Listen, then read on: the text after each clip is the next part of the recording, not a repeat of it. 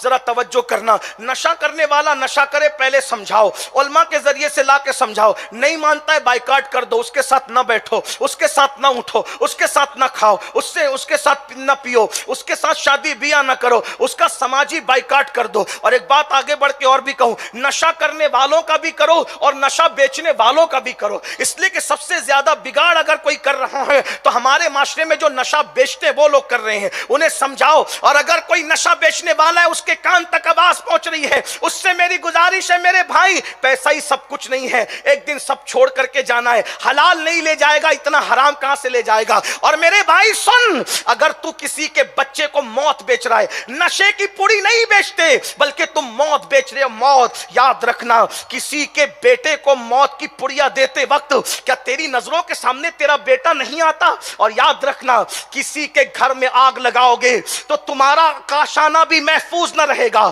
دوسرے کے بچوں کو مالدار بننے کے لیے نشے میں مبتلا کرنے والوں، تمہاری نسلوں کو برباد ہونے سے کوئی نہ بچا سکے گا۔ بطور بد دعا نہیں کہہ رہا ہوں، یہ پیشن گوئی کے طور پہ کہہ رہا ہوں، کیونکہ میرے آقا نے فرمایا البر لا یبلا والذنب لا ینسا والدیان لا یموت اعمل ما شئت کما تدین تدان۔ نیکی کبھی پرانی نہیں ہو سکتی، گناہ کبھی بھلایا نہیں جا سکتا، اللہ کو کبھی موت نہیں آ سکتی، وہ حی و قیوم ہے، میرے اللہ کو کبھی موت نہیں آ سکتی۔ اور آقا فرماتے ہیں جو چاہو کرو، جیسا کرو گے ویسا بھرو گے۔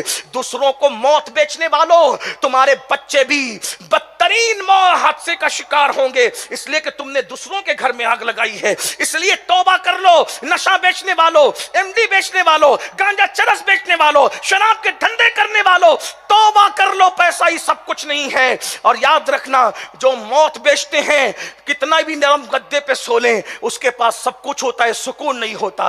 نہ دنیا میں گدوں پہ سکون ملے گا، نہ قبر میں سکون سے سو سکو گے۔ تو میرے آقا علیہ السلام کی زوجہ، ہم سب کی امی جان ام المومنین سیدہ عائشہ صدیقہ فرماتی ہیں، حضور کی ناراضگی، میرے آقا فرماتے ہیں صلی اللہ علیہ وآلہ وسلم، شرابی کو ایک لقمہ بھی مت کھلانا۔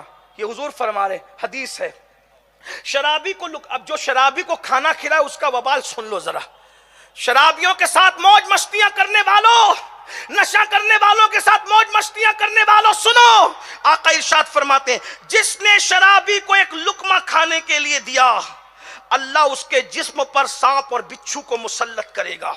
جس نے شرابی کی، نشہ کرنے والے کی کوئی حاجت پوری کی، گویا اس نے اسلام کو ڈھانے میں مدد کی۔ نشہ کرنے والوں کا بائیکاٹ ہے ہمارے معاشرے میں، اور یہ بائیکاٹ اس لیے نہیں ہے کہ لوگوں کو سماج سے نکالا جائے، نہیں، تاکہ لوگوں کو عبرت ہو، دوسرے لوگ بچیں۔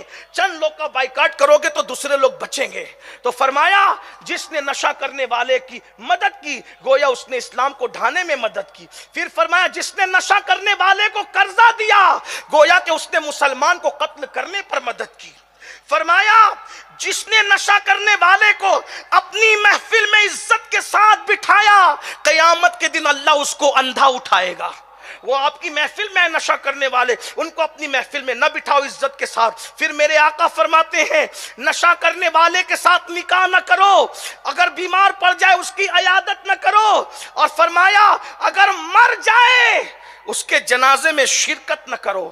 ہمارے حنفی علماء ساتھ میں ایڈ کرتے اگر وہ نشے کو حلال سمجھ کے کرتا تھا تو مر جائے اس کے جنازے میں شرکت نہ کرو۔ پھر فرمایا اللہ کی قسم جس کے قبضہ قدرت میں مجھ محمد کی جان ہے، نشہ وہی کرتا ہے جو توریت، انجیل، زبور اور قرآن میں جو کچھ لکھا ہے اور اللہ نے تمام انبیاء پہ جو کچھ نازل کیا ہے، جو اس کا انکار کرتا ہے وہی نشہ کرتا ہے، وہی شراب کو حلال سمجھ کے پیتا ہے۔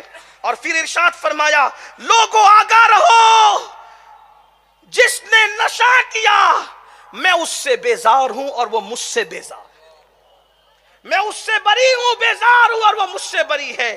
اب آپ مجھے بتائیں اللہ کے بندو، کیوں نشہ نہیں؟ اتنا سب کچھ، ایک بات سن کر کے نشہ چھوڑ سکتے ہو، لیکن اتنا سب کچھ چھوڑ کے بھی نشہ نہیں چھوڑتے۔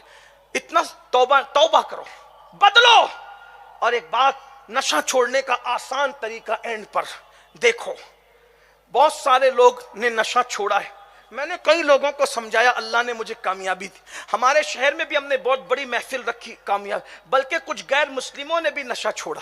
لیکن ایک طریقہ آسان بتاتا ہوں. نمبر 1 دنیاوی طریقہ، طے کر لو میں نشہ نہیں کروں گا، مر جاؤں گا نشہ نہیں کروں گا. کوئی بیٹے کی قسم دے تو بھی نہیں کروں گا، کوئی ماں کی قسم دے کے نشہ کرائے تو بھی نہیں کروں گا، کوئی قرآن کی قسم دے کے نشہ کرائے تو بھی نہیں کروں گا، کوئی اللہ رسول کی قسم دے کے نشہ کرائے تو بھی نہیں کروں گا. کیونکہ جب آدمی نشہ چھوڑتا ہے تو یہ بگڑے ہوئے دوست زیادہ اس کو گھیرتے ہیں. تیرے بیٹے کی قسم، تیری بیوی کی قسم، تیری ماں کی قسم، قرآن کی قسم، اللہ کی قسم. میں کہتا ہوں اللہ کی قسم دے کے بھی کوئی نشے کے لیے کہو نہیں کرنا نشہ، قرآن کی قسم دے کے بھی کوئی نشہ کرنے کے لیے کہے نہیں کرنا نشہ. اللہ کی عزت اس میں معاذ اللہ نہیں ہے، اللہ کی تعظیم اس میں نہیں ہے کہ اس کے نام پر تم نشہ کرو، بلکہ اللہ کی سچی تعظیم تو یہ ہے کہ اس کے نام پہ نشہ چھوڑ دو. یہ تعظیم ہے. اصل تعظیم قرآن کی ہے کہ قرآن کے نام پہ نشہ چھوڑ دو، سچی توبہ کر لو. یہ تو ایک بات ہو گئی. طے کرو، عزم کرو، ہمت مرداں، مدد خدا، حوصلہ کرو. کیا بشر حافی نے ایک رات میں نشہ نہیں چھوڑا؟ ارے بشر تو تم سے زیادہ نشہ کرنے والے تھے.